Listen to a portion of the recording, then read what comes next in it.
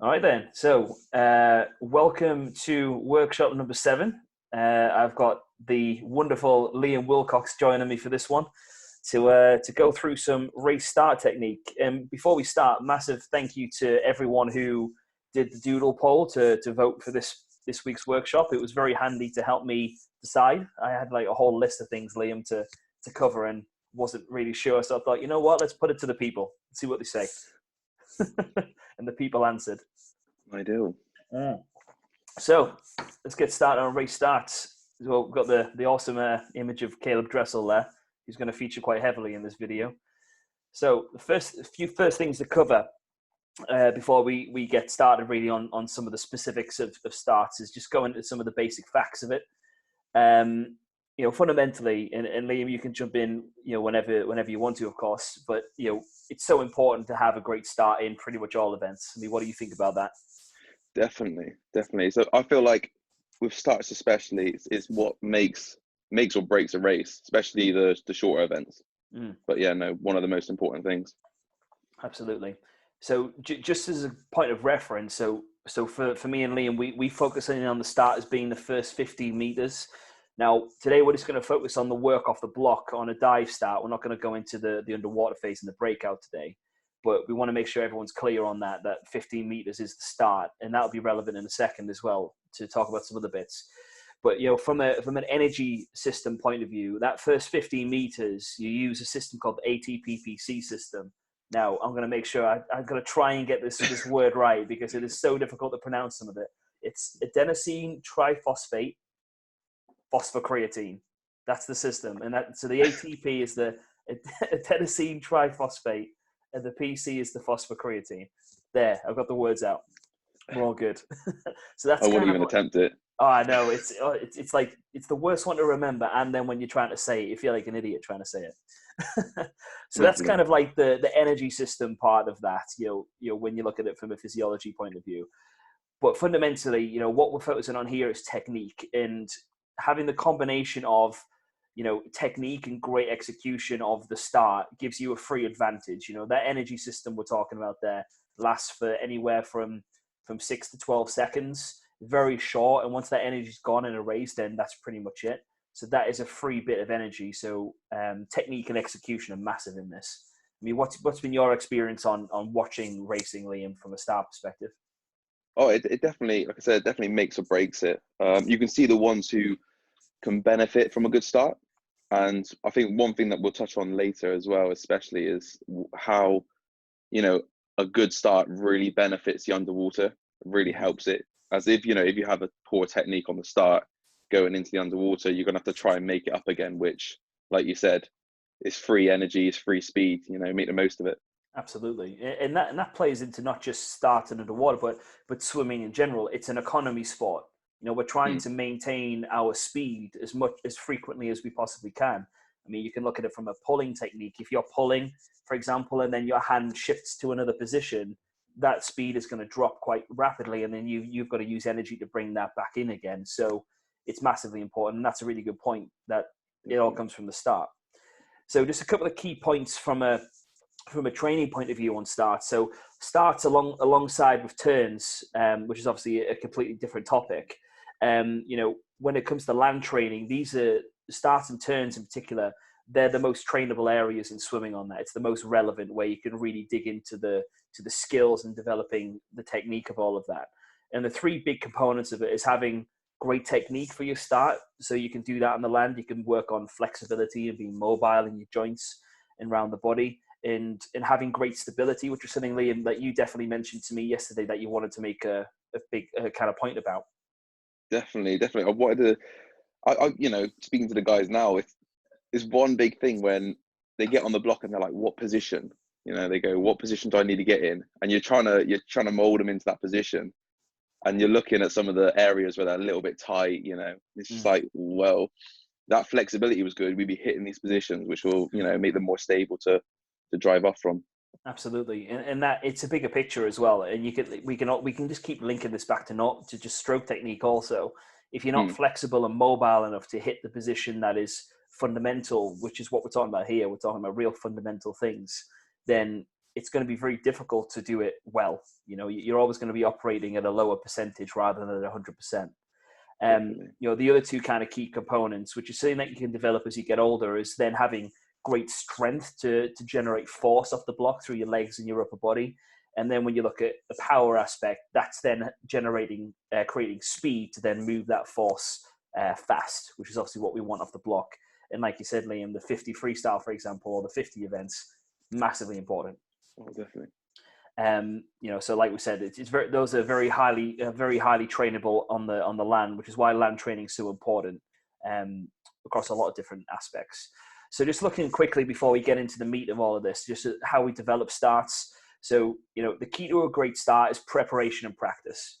Now, the way I see preparation, Liam, and you can definitely add on to this if you feel like there's other elements also, it involves learning how to master fundamental positions and fundamental skills, you know, off the start. And we can include streamline and underwater kick in that, which is so important. Fully agree with that. One thing, especially when it comes to like mastery, you know, again, back to positions, it takes a lot of time. You know, you're not just going to get on the block, send a start and go, that's the one. Yeah. You may do, but there's always different tweaks and different things you can do. So, well, it might be 1 in 10 to start with mine, and then yeah, you know, definitely, well, maybe even not even 1 in 10, maybe 1 in 20. You know, yeah. but by the time you get the practice in and you understand the foundation position, and the questions stop becoming what position do I need to be in, and they become more about how do I start getting the most out of this position. I think that's where you start seeing the change in swimmers, when they start asking that question rather than the fundamental ones. So just from our perspective, you know, the young swimmers, and I generally classify this, you know, when I say young, I mean anything up to 18 years old. You know, we're focusing on our time on mastering the fundamentals, which is what we're going to talk about here in terms of the fundamental aspects of starts. And then once we kind of get through there, you start really honing in on developing strength and power to be able to compete at the senior level once you've mastered all of that. Because I don't know what your observations are, Liam. It'd be interesting to know. But when you look at senior level sprinting in particular, it's a whole nother ballpark when you watch the way those guys work.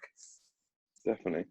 Even like, you know, we've said, like, especially looking at the starts, you can really tell the ones who have practiced their starts going through the ages. And then you can see the ones who, you know, their swimming's insane, but their start lets them down.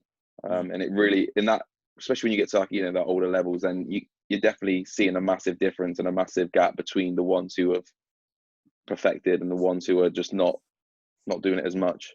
Absolutely, and it's you know, it's great to kind of to have the visual of all of that and be able to see it all. You know, so just from a skill perspective and kind of developing this, I think it's important also to kind of to know that starts are important, and we're definitely going to emphasize this during this video. But also that, you know, while you're developing as a young swimmer as an age group and a youth athlete, starts to be part of a balanced program. And we did mention that, you know, if we gave people the opportunity to work on a skill, what would the first skill be, Liam? Shouting out starts. Yeah, exactly. You know, and you know, we completely understand that, because it's fast, it's interesting, it's, you know, and it's good fun to practice. You know, you're in a bit more of a kind of situation with people around you watching and things like that. Yeah, and some of the progressions as well, when they throw themselves off the block and just. Absolutely. You know, there's an element of fun to the whole thing, but definitely. You know, it definitely needs to be part of a balanced program. And, you know, I've just put some points in here just to kind of show, you know, the volume of, you know, how much percentage of a race that the start takes up on varying levels. And this is something for me as a coach to, you know, when I look at planning, you know, so if you know, you look at that there, 1500 freestyle, you got 1% of the race is the start, which is the first 15. You know, there's not a huge amount of relevance spending all of your time working start skills. You know, having a good start is important, but you're better off putting your time into turns, for example. You know, within that, and then you can just see how the percentages kind of change going down to 53, where you've got 30% is the start, which is so. Working on that to a really high level and really going into the high level of details is important. I mean, and you can even look at it from a short course point of view. And if you did a 50 short course, and let's just say you included the turn and the underwater work, so you can kind of add the underwater and streamline into this, you're allowed 15 meters. That could be anywhere up to 60% of the races starting underwater. Mm. You know, so definitely a bit of a nudge there to our young swimmers to make sure that we focus on underwater work, which we'll Totally get agree to. with that. Yeah, Which we've been absolutely. doing a lot of. We've done a lot of. So Absolutely. we're getting there. We're getting there. Absolutely. We do love a bit of fly kick. Right. So now that's the kind of the facts and the development side out the way. Let's get into it. So it's got a little video. Hopefully this plays and records relatively well. We're just going to play this, and we're going to play it also at the end of the video, just to kind of see what, get you guys thinking about what you've actually seen and what you've learned, and how you can put some of these fundamental points into practice. So this is Caleb Dressel at the start of the 50-yard freestyle at the NCAAs in 2018. So let me just get my mouse going. There we go. Liam, feel free to add some comment in if you want as we watch this. So we've got the full speed one.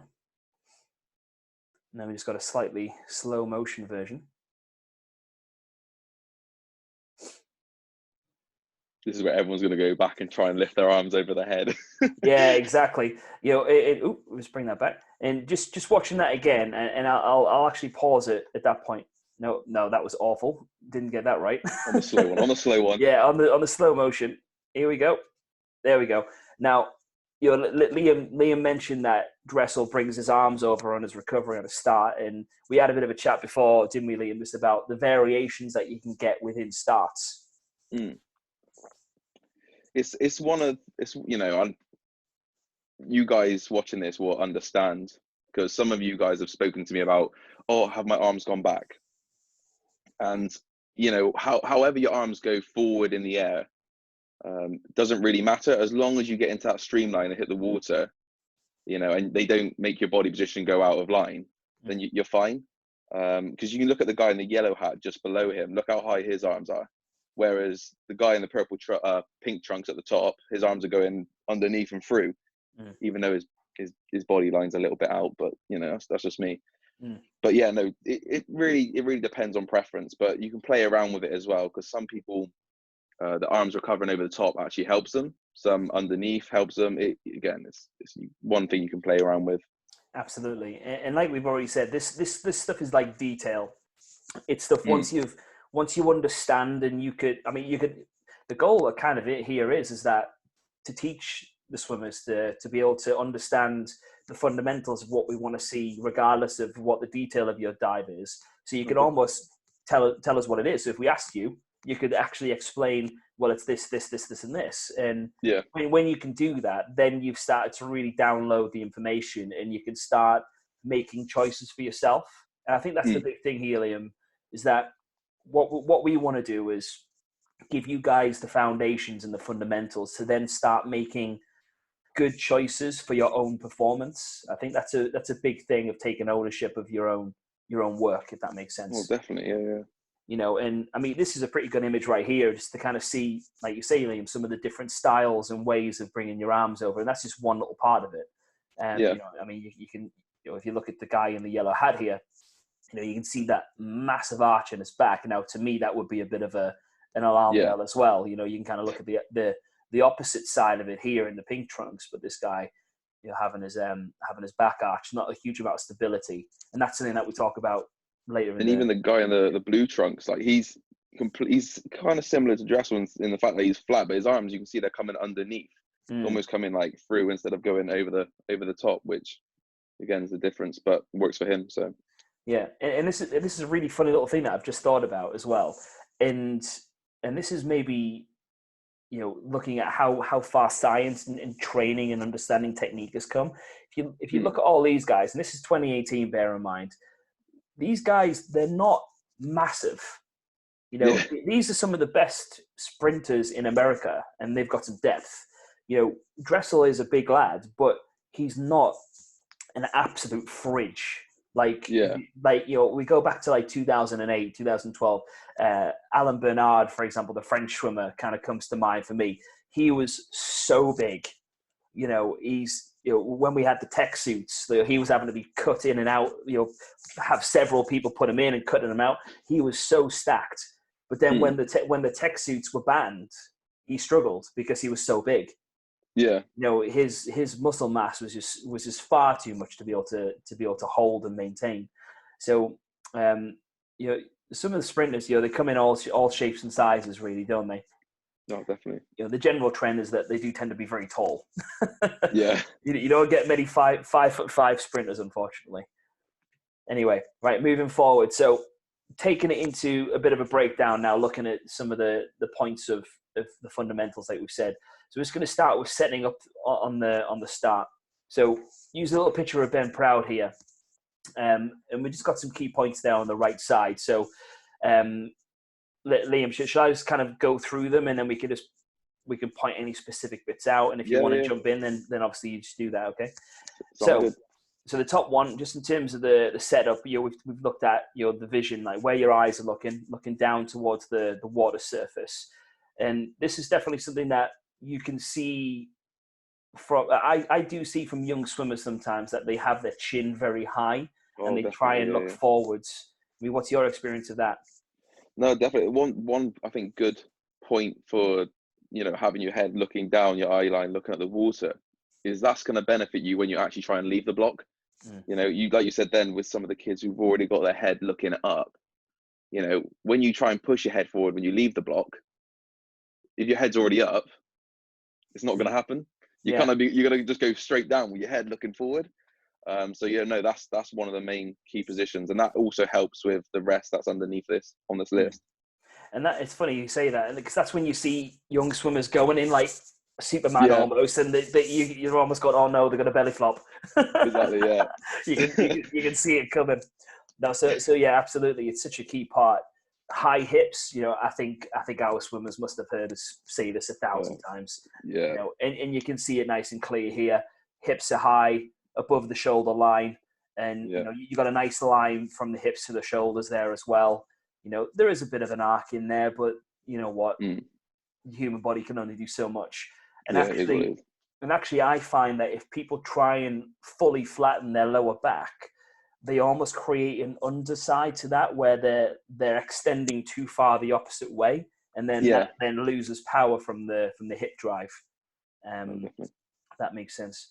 The front leg extension. Now, interesting here, you can see Ben's front leg, how extended it is. And we were talking just now, Liam, about flexibility and mobility within that. What were your thoughts there? You know, that's one of the key. You know, this front leg being slightly more extended. You know, if you haven't got that flexibility, you're not going to hit that position. Mm. And you know, like you said, we always say about hips high, and some of you guys will not be able to getting your hips a little bit higher, only purely to the fact of this front leg. This front leg, if it's not, you know, if you haven't got that flexibility, then you're not going to be able to get your hips high because you're going to be quite tight, going to be quite tense through it. Yeah, and the So point of that as well, is from a movement point of view, is the reason you want those hips high, because that's the point that it generates the maximum amount of force. You know, and that's what we want. We've already mentioned that that's what we want out of a start. We want force generation, and we want speed of that. We want it moving quickly. We've got the back leg there is obviously more flexed from the wedge. It's around 90-degree angle that you've got from there yeah, as well. Grip. Now, this is definitely something that me and Liam spoke about before we started. That, you know, we're looking for fingers and thumbs to be gripping over the block, and you can kind of see here that Ben, for example, has got his thumbs over the top. But Liam, you have quite a big preference for this. yeah. No, I got a feeling in this picture he's kind of getting into this. He's almost in his set position because you can look at his left hand; his thumb's quite far out. Yeah, And again, I don't know if that's down to his, you know, flexibility at the time, but he's a lot of you guys, especially, you'll have your thumbs really far back on the block, as if you're doing like a running start, you know, and you want to be getting off the block. You don't want to like hold yourself and have your thumbs on the block, because all you're going to be doing then is pushing off your tops of your fingers. So you need to have your hands, or you know, your fingers and your thumbs over the block, so you're getting all that force to push back off the block, rather than, you know, letting go or pinching away from the block. Absolutely. And I guess if you were to grip anything, your thumb is a massive part of that grip. You Yeah, know, so having your thumbs on the top, it totally makes sense that it would cause a little bit less strength in that grip position. mm. And the final point there is that we've looked at the arms are mostly extended now. For Ben, his are very extended, and I think we mentioned before, Liam, that if we flip back to Caleb here, we talked about this before we started, that you can see, if I can get my mouse going, you can see that he's got more of an angle coming with the elbow slightly further back. Now, Liam, you had a couple of thoughts on that particular position. Yeah, I know some of you guys have heard me saying about this, and I like to say about, the eye of your elbow, which is, the inside of your arm. Like you kind of want them facing forward into the pool. There's no point in, me and Chris have seen it loads of times with kids poking their elbows out.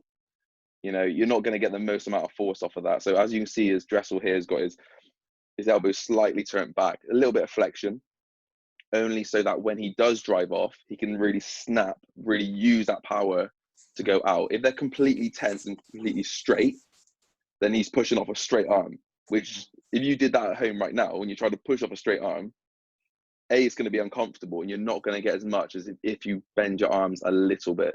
They're still tense, they're ready to go, but they're a little bit bent, so you can get that really big spring off. Yeah, and the big point from the back of that as well is that Caleb and Ben both really use their arms to drive heavily forward off that block. Definitely. Which is a point on the next slide. So moving forward, we're just going to look at drive. So we kind of split this into two parts, because we're looking at the drive from the back leg and how that then initiates, but then also the second part, what happens when we start pushing more from the front. So the kind of key points here, and hopefully the picture illustrates it relatively well. We talked about just now driving forward and using those arms to pull forward, pull off the block. Now we spoke briefly about this, Liam, about almost the two sides of this. We're trying to pull up so we can get that force moving with those arms, but at the same time, it's important to understand that we need to be driving outwards towards the other end of the pool. Definitely, yeah. No, that's one big thing, and I always say about, again, you guys will probably understand this, is about you want to drive out. You're pulling yourself up because your chest is naturally going to go up, but you want to be getting out. That's the main point to a dive. There's no point going up in the air, like going up an angle like that to come back in, So you are pulling. So as you're pulling, you're technically pulling up, but you are driving out. Absolutely. And the second point there, which links to the drive out, is that back leg on the wedge starts to drive. Now, what is interesting about all of this, when you kind of put all of these bits together, we're talking here about probably only just over a second's worth of things going on. And I think what is really important, and I think maybe just a note now, that there are so many things happening here in such a short space of time, from when you hear that buzzer to when you hit the water, that what I'll definitely ask or say to everyone who's watching, that it's important to pick out little things, one or two things at a time, to work on, and then build that as you go. And for me, just logically in my brain, I'd always start at the setup and then slowly work through the drive, through the flight, through the entry, and just progress my way through it. I don't know whether you got any other thoughts on that, Liam, but I think it's definitely worth noting. That's definitely it. If you haven't got, like you said, if you haven't got the setup right, and then you haven't got the drive, it's not going to come through. So going through step by step is the ideal thing to do. Absolutely. And remember, guys, we're all only human. We can only do one thing at a time, really. We can't we can't think about where our arms and legs and hips and all sorts of stuff are at any one time. So don't beat yourself up for not being able to do it all, because it won't happen. Got to be patient. So third point there. So from our starting hip position, it is worth noting that the hips do generally will move higher than where they started, because of the way that you're driving forward off the block.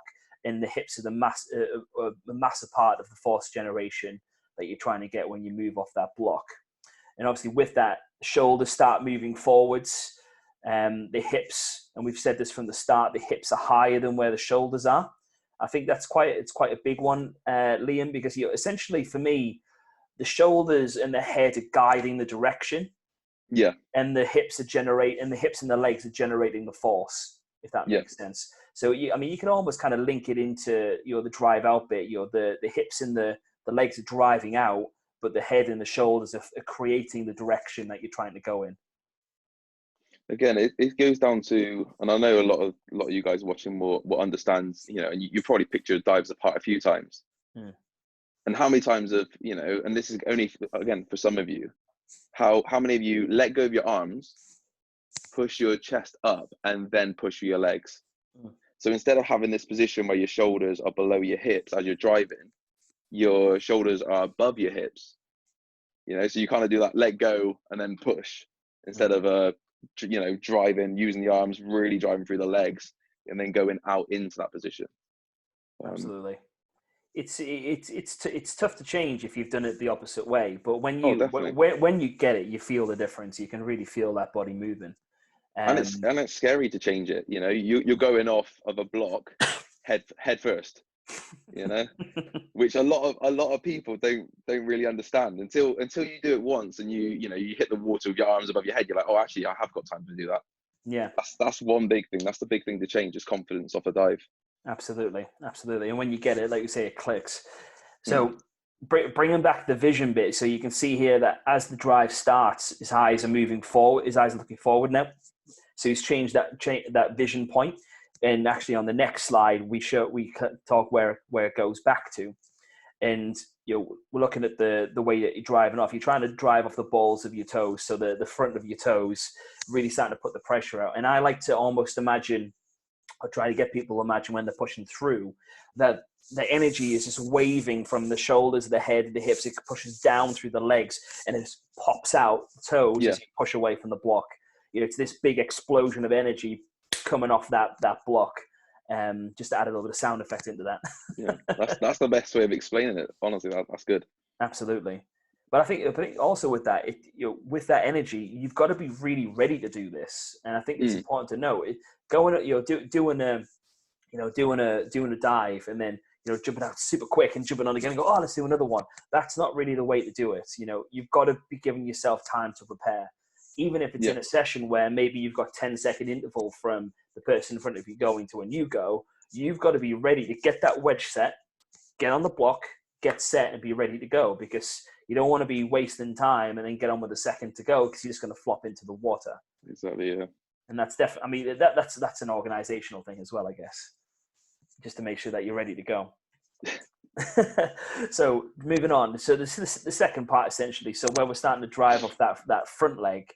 So the key points we're looking at here is making sure that as you drive off the front, your leg is extended and it pushes off with power. So literally what we just said about the back foot, when that front foot goes, it's got to be power, energy coming out of that through your toes. Key point here, and this is where we spoke, Liam, about Dressel's arms going over the top and how that can vary. But fundamentally, the basic is that we've got to get those arms traveling forward fast. Yeah. Just, again, it goes without saying, you need to get your arms in the streamline. If it's not going to be quick and you do it slow, then you're probably going to go head first. Absolutely. Or you're going to be forearms in the water. Which I've seen numerous times. Absolutely. Don't get me wrong, it's it's not a good dive, but it's pretty funny to watch. Yeah. I mean, fundamentally, like we said, there are so many different things going on at once here that it's impossible to kind of get them all in sequence and to think about it necessarily, Definitely. But at the same time, if there's one real big message we can put here with starts, is that you've got to move fast. You have to be moving quick. You can't just kind of fall into the water and move your arms at snail's pace and expect to hit a great start. You've got to be switched on and ready to move with speed. Oh, definitely. I think, again, this is some things I say to some of the guys is, you're driving off all the power you've got. When you're in the air, you don't realize actually, in real life, it's literally a split second, but actually you've got some time, to get your arms in front of you. So and I see this a lot, is, they turn into kind of a T-Rex. They just push as hard as they can, and then they tense their arms up. Yeah. And when you tense for your arms and your shoulders, your back isn't going to be level. You're just going to be crunched up and just going to go straight down. So you got to find that balance of, yes, it is really, really quick, but it's power. I almost say relax sometimes when you're in the air, and then snap into that position nice and tight. Yeah. It's just moving just so you can get the most flight. Yeah. Yeah, you just got to move, allow yourself to move, and don't worry about whether it's right or wrong, and just. I Oh, think definitely, I yeah. think being relaxed is quite a good way of explaining it. Not floppy. You know what I Yeah, mean? not floppy. But No, no. using the hour as a demonstration there. But just letting it happen, let it flow rather than Yeah, worrying too much. So the last kind of two points on this second part, the drive, is that the torso, so from the shoulders to the hips, starts getting nice and long and in line. And this is where Liam's already mentioned that you want to be in streamline before you touch that water. And there's a couple of key points over the next 2 or 3 slides that really emphasize that. But this starts from here. When you really push that front leg off, you've got to be in line. You've got to start getting everything nice and straight. And you can see that here with Dressel, that his shoulders through his hips already in line. And this is also then where we spoke briefly about some of these dipped spinal positions or yeah. extensions and some of the other bits at the top here as well. And this is where My that can. my my guy in the pink's having a nightmare over there. I know. To be honest, this looks so uncomfortable. The guy in the yellow hat from Cal, that looks awful. I'd No, actually he's be done my spine is like aching just watching that. that. I don't know how he's generating any force, but apparently he is. And then just get the key kind of final point. We've talked about the eye position. We started on the setup with the eyes down. As we started driving, the head came up and we started looking forward. But already, we're talking within a split-second difference between the two parts of the drive here, Liam. His eyes are already back down, looking Yeah. towards the pool and ready for those feet to snap off that block. So like we say, there's so much stuff happening here in such a short time. I like to say as well with the head position going down, that's when your arms are almost, like you see on Dressel, they're past his shoulders, they're coming through into streamline. That's when your head's going down. You don't want to drive off, your arms go back and your head go down, because then all that power is going into a kind of just a loop or going straight down. Whereas you see now Dressel's arms are coming through as his arms are almost like, passing his head, his hands are passing his head's gone down to set himself up. So one big thing is the timing of that head position, of it going up and coming down, which again you can play around with. But you could almost relate it to fly, essentially. I mean, on fly, when you press out the back of the stroke, you want to be in a low chin position, extension, to be able to drive that power out. And then when you start recovering, that's when that head's got to drop and it's got to be back in line, ready for those arms to come through. So, for any fly technicians out there, there's a bit of a connection to that. It's quite an interesting one. I never thought about it like that. Interesting. Yeah. Right. So, flight. And to be honest, before we get into this, for me, this is actually one of the areas that I feel gets neglected the most and doesn't really get the time that it needs, because it's that bridging point between you've got all this force off the block and you want to get in the water nice and clean, but this is the bridging point where if it doesn't get put together particularly well, that's where, as you said, Liam, the disasters can happen going into the water. Exactly. So from a flight perspective, what we're after fundamentally is a nice extended torso, so everything's nice and long through the body. We're already starting to set up that streamline position, ready to enter the water at this point. The legs are coming together, so you've got so Dressel's right leg here, which was it was his front leg, I think. Is it his front leg? Am I completely wrong? No. Yeah, it was his front leg. Yeah.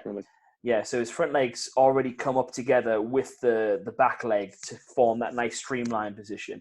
But again, this is something, Liam, that I think we both see quite frequently, that the legs just end up hovering apart.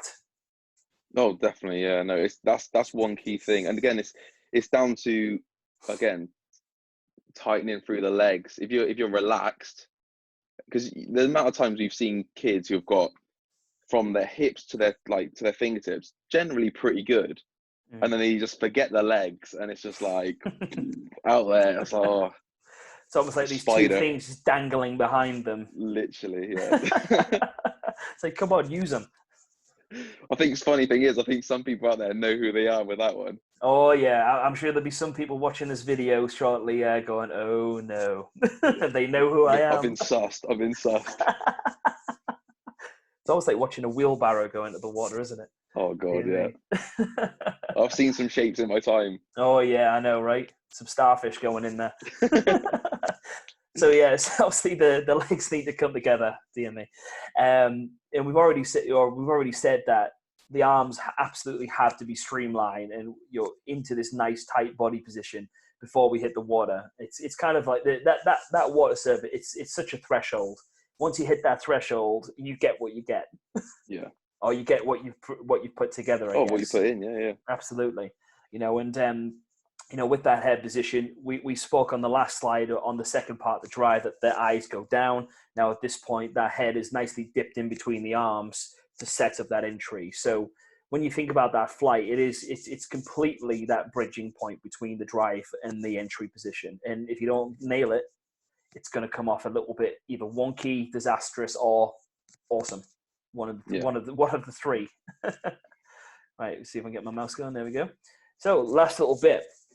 So just looking at the entry, I'm just going to move that video thing there. So once we're hitting that water, or we're about to hit that water, the body line absolutely has to be set before the hands hit the water. We've said that multiple times now. Everything that's come before this has prepared us for hitting that water. And you mentioned earlier on, Liam, like if we're not looking at streamline and the underwater phase at the minute, but if you just want to, can you just dig into that kind of carrying of speed again that you mentioned before and how important it is to set this up? Oh, definitely. So, we speak about the starts and in terms of if you nail the perfect start, which, it takes a lot of practice to get there. But if you nail that, that's going to benefit you underwater and make it, I don't want to say easier because you still got to put that effort in, but it is going to make that underwater phase so much more worth it.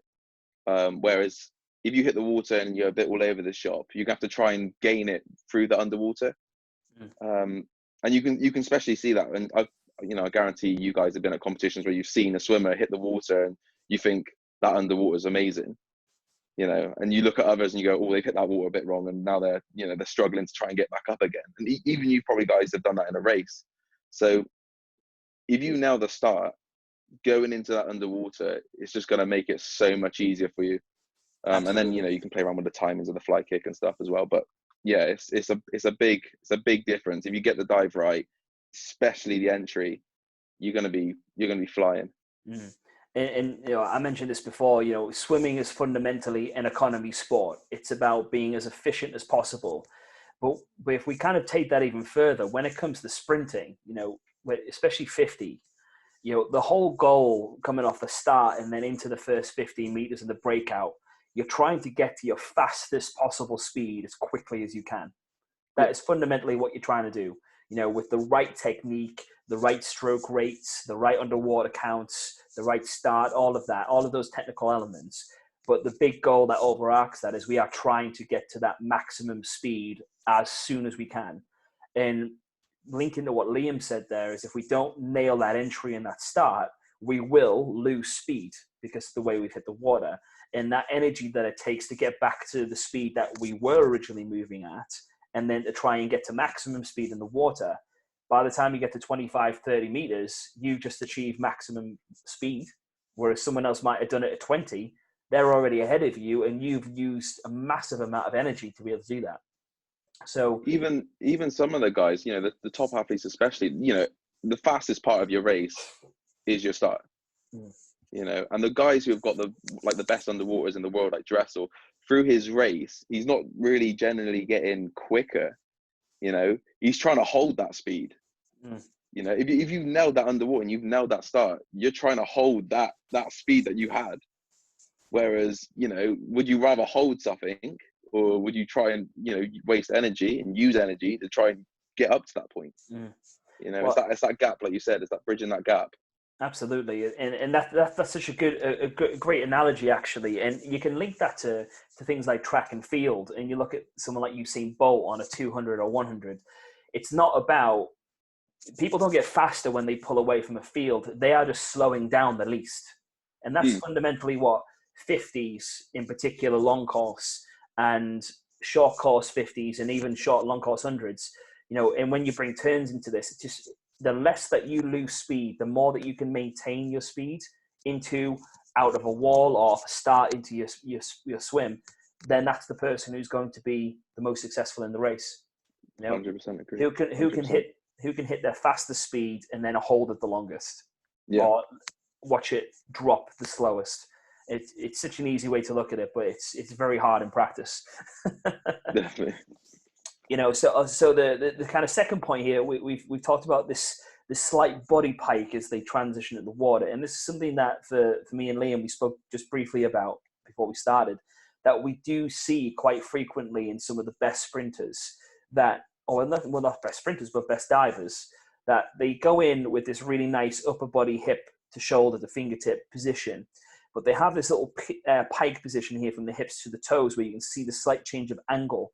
And what that does, it allows them to set up what is essentially a miniature fly kick as they enter the water to help propel that speed forwards. Do you have any other thoughts on that, Liam? Because you spoke about it beforehand. No, it's funny actually, because now they're seeing this image, and when I draw a diagram, you know, like my standard stick diagrams on the board, I get loads of questions about a pike position. Yeah, they go, well, he's not straight, and it's because exactly what you just said. When you're hitting the water, if you generated enough speed, your legs are naturally going to come up towards the end anyway. But the best sprinters in the world will do a fly kick. And I don't know if you can see it on dressels. I know like some other videos you may be able to, but that's one thing which that's like elite level, trying to put a fly kick in as you're hitting the water, which 9 times out of 10 it goes wrong. You can see people just flick their leg on the water, make a massive splash and just drop dead in the water, or you can see them really hit it and just zip into their underwater phase. And this so, is where that's it. And this is where timing is everything. You know, it's like we've talked about preparation and practice, about how to get better at it for one, but you know, learning how to get the timing right is massive. And we mentioned, so I think it's probably a good time to talk about it before we start the video. You know, there's two kind of, for us as coaches and for you guys as swimmers, there's two real big forms of feedback that we can use easily. And those are visual bits of feedback and kinesthetic bits of feedback. So what you feel, that's what kinesthetic is, or how you perceive your movements, if that makes sense. Now, the one thing that me and Liam can absolutely do is give you visual feedback. We can tell you what we saw very clearly. And the great example you use, Liam, is when you get asked the question of, did my arms go back in my start? So, well, okay, well, visually, we might have seen that happen. Yes, your arms did go back. But from a movement or kinesthetic perspective, did you actually, the question from us as coaches to the swimmer is, did you actually feel like you got some power? Did you move from that? Because we can't tell you if you moved more from that. We can tell you that you did it, but we can't give you that feeling feedback, if that makes sense. Definitely. I think, again, with the arms going back, there's so many questions that, you know, that come to that is, do my arms need to be behind me to be like, to give me the best dive? And it's not really the case. And it's down to, again, do you feel yourself pushing off the block? Because it's all good and well having your arms behind you, but if you didn't feel anything, what's the point of, you just kind of look a bit silly just putting your arms behind your back and then pushing. It's all about, you know, using that. The arms going back is a byproduct of how hard you push. It's not a position that you need to hit. It's literally the byproduct of driving your arms, really feeling yourself pushing from that block as hard as you can to get out. You know, your arms are naturally going to go behind you. If you drive as hard as you can, your arms are naturally going to go behind you. Yeah. I'd almost say as well, like asking what position your arms get back into when you're trying to learn the fundamentals is probably the wrong question. You know, it's not the question you need to be asking. It's, you know, are you actually getting some force from the movements, and are you just getting the basics right of pushing off, if that makes sense? You know, if that means a little movement and then bringing the hands forward, then that's absolutely fine. Because as you get older, and this is where we feel like it's important as coaches to give you guys the tools and the foundation to then go and discover for yourselves what you feel like works. because there's a whole host of bits for I get and I don't know whether you agree with this, Liam, but there's a whole host of, we could give you a list of things that you could do. Well, put this arm position or this arm position or that arm position or leg position or whatever it is. But until you get the foundations right, and then you guys can start doing that for yourselves and trying to understand how that works for you. That's something we can't necessarily do. We can't tell you if it feels the best. Oh, definitely. If only. Yeah. And I think also it's also worth saying that it's not about looking flash. It's about being fast. Oh, definitely. And this is a conversation I had last week with someone about stroke technique. It's not about trying to look pretty or trying to look like you're the smoothest looking swimmer in the pool. It's about how effective is that being.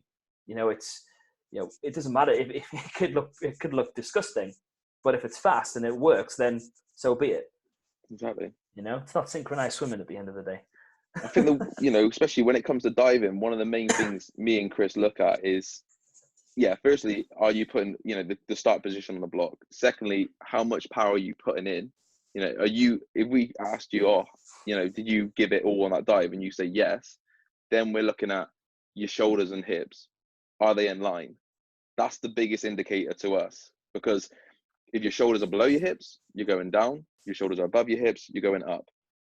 So after you've drived off the block with all your force, your shoulders and your hips are a big given to us, whether you're going up, down, out, which that's, and again, to you guys, if you look back at a picture or a video of you diving and you look at that, you go, oh, actually, no, I did go out. That was it. And I did put in enough force. And then it goes right from that bit now to the entry. Was the entry good? So absolutely, that's the way you can look back at it. Yeah, and I think as well, and this literally got me thinking about this last point a little bit here. So the final point, and again, this is something we've most likely said 1,000 times, that when your fingertips start going into the water, it creates a hole, and you're trying to bring that whole body through the same hole. So the entry should be one body part at a time, going nicely through each position or through that hole. But I think it's something that I just thought about as well. With that hole, it's important to be going straight through that hole, and not going in at angles. And it's worth noting that when you look at Dressel here, he's in the middle of the lane. He's gone nice and direct, nice and straight out. And for me, one of the big things to be mindful of is looking at the force that you produce through both legs. It's got to be as balanced as you can make it. Now, it's not always going to be that way. Some people will need to work quite hard on land, or maybe just in practice, just to make sure that they have that mental understanding of, I've got to be nice and balanced with my movement here. But if you feel like yourself moving off to the side when you're pushing off the block, it's either going to be that you're not setting up particularly well and your hips are angled in a direction already, which is something that we can easily see. But at the same time, what it could also be is that you might be pushing off well on one leg and pushing off a little bit weaker on another, which will then push you off to a certain direction, if that makes sense. So, that's even a point with the setup, Liam, and the drive that actually, it's worth noting. And that can even, and it's a great example. Look at the guy nearest on this picture. Yeah, he's rotating. You can see his left hip is rotating over the top, isn't it? And that's the guy who was in the air, who's like overextending for his back, heads up. You can tell, there's a disbalance as he's pushed off the block to get into that position. Absolutely. But whereas you look at Dressel, he's just like solid. Absolutely.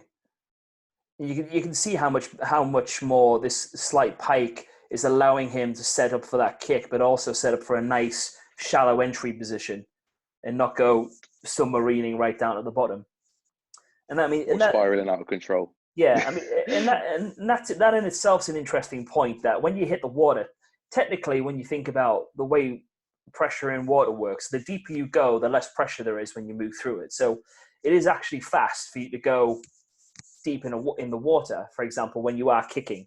But if you look at this from a racing context, if you went down towards the bottom of the pool, that would take you forever to come up. And actually, you'd 100% argue that you'd have to come up so steep to get to 15 that it would be pointless. Yeah, and this is where you look at what is actually relevant and the best way to go into the water and be much shallower to go into that breakout than looking at what science would necessarily say and go, well, the deeper you are, the easier you can move through the water, which is absolutely true. But we're racing, we're not underwater diving. Exactly, yeah. You know, so it's definitely worth mentioning.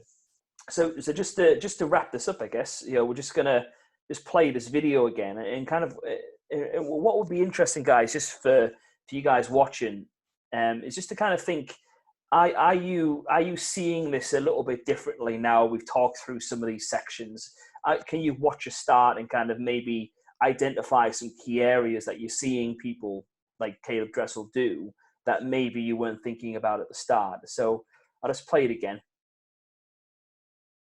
It's the fast one first and then the slower one.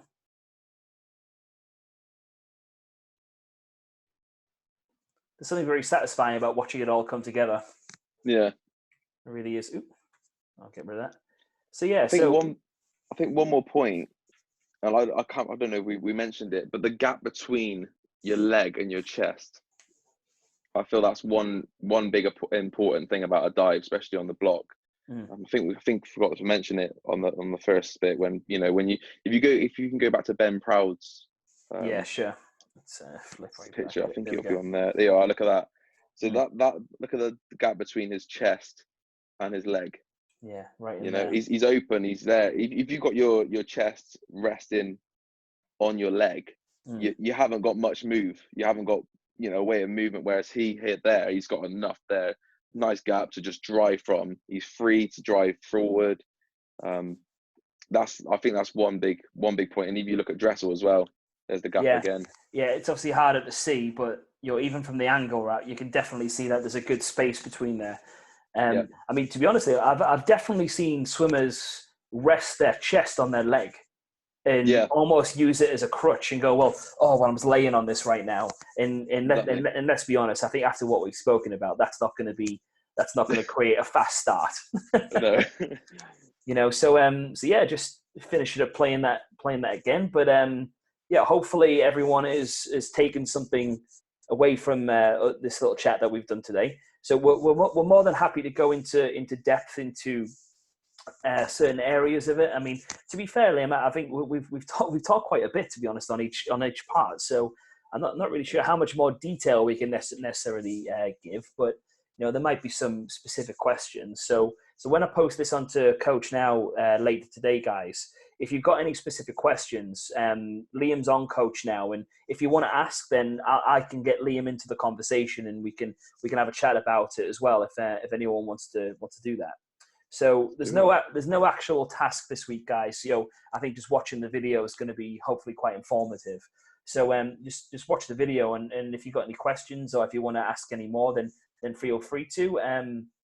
We can definitely go into some streamline stuff and some underwater work, which is definitely videos within themselves, I think, Liam. Definitely, yeah.